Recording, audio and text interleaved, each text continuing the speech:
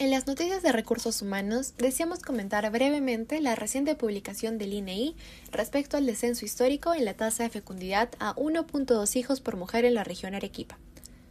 De acuerdo con cifras del Instituto Nacional de Estadística e Informática, este indicador es menor al promedio nacional de 1.8 hijos. Este cambio demográfico convertirá a la región Arequipa en una sociedad más envejecida y menos productiva.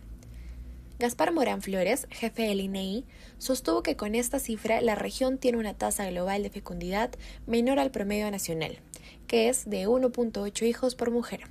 O sea, en el departamento de Arequipa cada vez se tienen menos nacimientos, advirtió. La nueva tendencia contrasta con lo que ocurría en la década del 60, cuando la tasa global de fecundidad en Perú era de 6.6 hijos por mujer. Este fenómeno, que guarda similitudes con lo vivido en sociedades desarrolladas en Europa, responde a un cambio profundo en las prioridades de la mujer arequipeña. Según Alejandro Chávez, decano encargado del Colegio de Economistas de Arequipa y vicedecano nacional de la misma orden profesional, las mujeres en Arequipa están priorizando su fase formativa, desarrollo personal e independencia económica. El acceso al mercado laboral y las mejoras educativas son determinantes. Chávez, quien también es profesor universitario, señala que en las aulas de carreras gerenciales y administrativas se observa que hasta el 70% de los estudiantes son mujeres. Esta dedicación a la capacitación, que incluye la obtención de títulos, maestrías y doctorados, puede extenderse por más de una década, lo que conlleva a que muchas mujeres consideren la maternidad recién después de los 30 años. Gaspar Morán también sostuvo que desde que las damas en Arequipa ingresaron al campo laboral, están postergando la nupcialidad y la natalidad. Mientras más mejoras educativas tienen, su acceso al mercado laboral es mayor, afirmó. La reducción en la tasa global de fecundidad tiene distintas repercusiones, por ejemplo, en el aspecto económico. La reducción en el número de nacimientos plantea un desafío serio para el crecimiento económico de la región en los próximos 15 a 20 años. Al disminuir la base de la pirámide poblacional, Arequipa se encamina a ser una sociedad que envejece, lo que impactaría directamente en la disponibilidad de recursos humanos, destaca el decano encargado del Colegio de Economistas. El análisis económico advierte que, si perdemos capital humano, se castiga la productividad en todos los niveles, desde obreros hasta altos gerentes. Además, en una población más pequeña, las empresas tienen menos oportunidades de seleccionar profesionales altamente capacitados, lo que podría derivar en una pérdida de competitividad regional. Leila Sellerino, quien dirige el Instituto para el Matrimonio y la Familia de la Universidad Católica San Pablo, sostuvo que la reducción de la tasa de fecundidad y la reducción de la población económicamente activa podría repercutir en la imposibilidad de sostener el sistema de pensiones. Además, consideró que las familias que han tenido un solo hijo o ninguno no contarán con la red de apoyo familiar para paliar una eventual falta de sustento económico o de los cuidados que la tercera edad requiere. Interesante información del Banco Central de Reserva del Perú. El déficit fiscal logró reducir el cierre de abril del 2026 y alcanzó su nivel más bajo en más de 3 años, impulsando principalmente por una fuerte recuperación de los ingresos tributarios y mayores transferencias de utilidades al Estado. Según información preliminar del Banco Central de Reserva del Perú, el déficit fiscal acumulado en los últimos 12 meses representaría el 1.9% del Producto Bruto Interno. Este resultado marca una mejora significativa en las cuentas fiscales del país y representa el menor déficit desde febrero del 2023, cuando se registró un nivel de 1.8% del PBI. Con ello, el indicador muestra una reducción luego de varios años de presión sobre las finanzas públicas debido al menor crecimiento económico, el incremento del gasto estatal y los efectos fiscales asociados a distintos choques internos y externos. El Banco Central de Reserva informó que en abril el sector público no financiero habría registrado un superávit económico estacional de 10,113 millones de soles, monto superior en 2,636 millones de soles registrados en el mismo mes del año anterior, cuando el resultado positivo fue de 7,477 millones de soles. La mejora respondió principalmente al incremento de los ingresos corrientes del gobierno general, favorecidos por una mayor recaudación tributaria y por el crecimiento de los ingresos no tributarios. Asimismo, entre enero y abril de este año, el sector público no financiero acumuló un superávit de 8,545 millones de soles, cifra mayor a los 600,10 millones de soles registrados en el mismo periodo del 2025. Especialistas consideran que este desempeño evidencia una recuperación gradual de la posición fiscal del país, impulsada tanto por el mejor comportamiento de la economía como por el avance de los ingresos vinculados al sector empresarial y al comercio interno. Uno de los principales factores detrás de la reducción del déficit fue el fuerte crecimiento de los ingresos corrientes del gobierno general, que aumentaron 25% interanual en abril. El Banco Central de Reserva del Perú señaló que este incremento estuvo explicado principalmente por la mayor recaudación de impuestos, especialmente el impuesto a la renta, el impuesto general a las ventas, el impuesto selectivo al consumo, el impuesto temporal a los activos netos y el traslado de detracciones. La Red de Recursos Humanos en Chile expresa una idea muy interesante.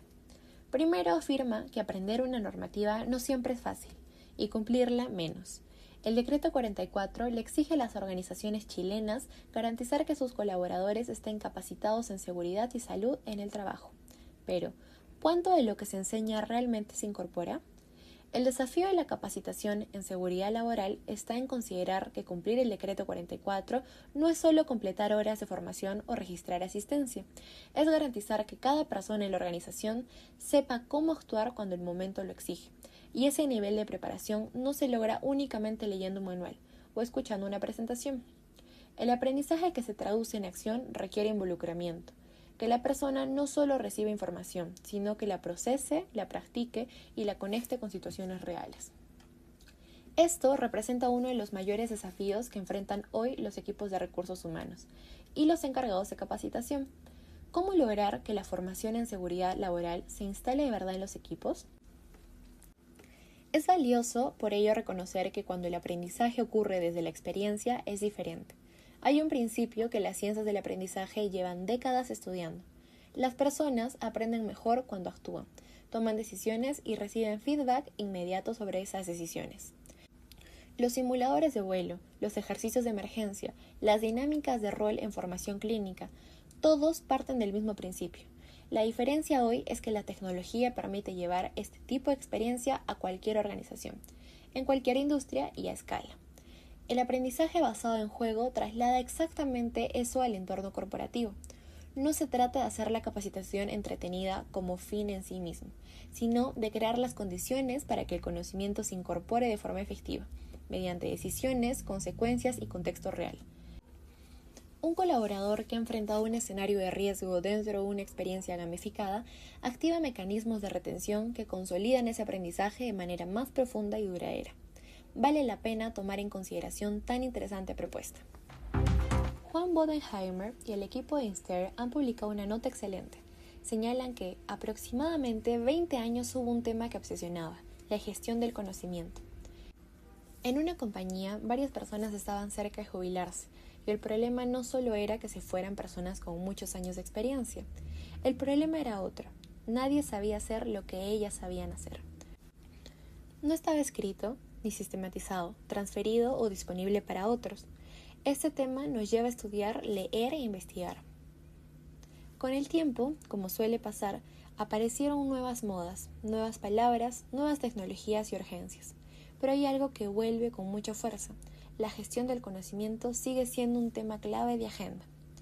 Hoy hablamos de inteligencia artificial, datos, automatización, transformación digital, innovación o cambio. Pero detrás de todo eso aparece una pregunta bastante más básica. ¿Qué conocimiento tiene realmente la organización? Y esa pregunta nos lleva a otras. ¿Dónde está ese conocimiento? ¿Quién lo tiene? ¿Quién sabe usarlo? ¿Cómo se comparte? ¿Cómo se conserva?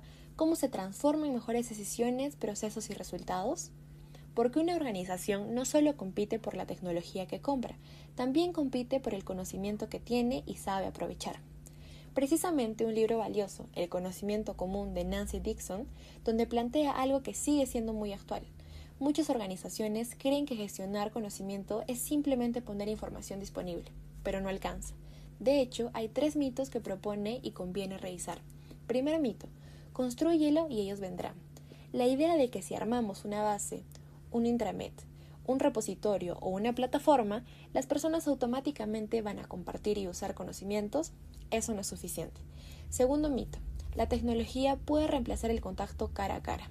La tecnología ayuda, acelera y amplía posibilidades, pero hay conocimientos que necesitan conversación, contexto, confianza, interpretación y experiencia compartida. No todo se transfiere subiendo un archivo. Tercer mito, primero hay que crear una cultura del aprendizaje. Suena bien, pero puede convertirse en una excusa para postergar. La cultura también se construye haciendo, creando prácticas, rituales, espacios y procesos concretos para que el conocimiento circule. En un mundo donde parece que todo puede resolverse con inteligencia artificial, necesitamos volver a entender algo básico. No alcanza con digitalizar conocimiento. Hay que saber qué tipo de conocimiento estamos intentando gestionar, ya que no todo se transfiere igual. Muchas compañías están intentando usar más tecnología, más datos y más inteligencia artificial, pero sin mirar suficientemente el conocimiento que ya existe dentro de la organización. Conocimiento sobre clientes, procesos, errores pasados, formas reales de hacer las cosas, decisiones que funcionaron y no funcionaron, vínculos, historia, cultura y operación. Pero muchas veces está disperso, encerrado en personas, perdido en conversaciones, escondido en archivos o directamente sin nombre. La pregunta no es solamente ¿qué tecnología vamos a incorporar?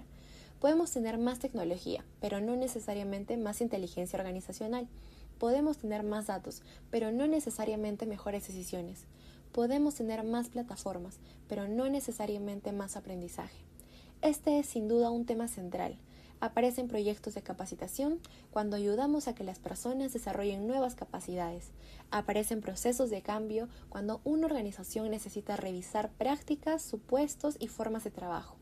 Aparecen proyectos de transformación cuando hay que conectar tecnología, cultura, procesos y personas. Aparece en consultoría cuando el desafío no es solo diseñar una solución, sino hacer que el conocimiento circule, se use y genere valor.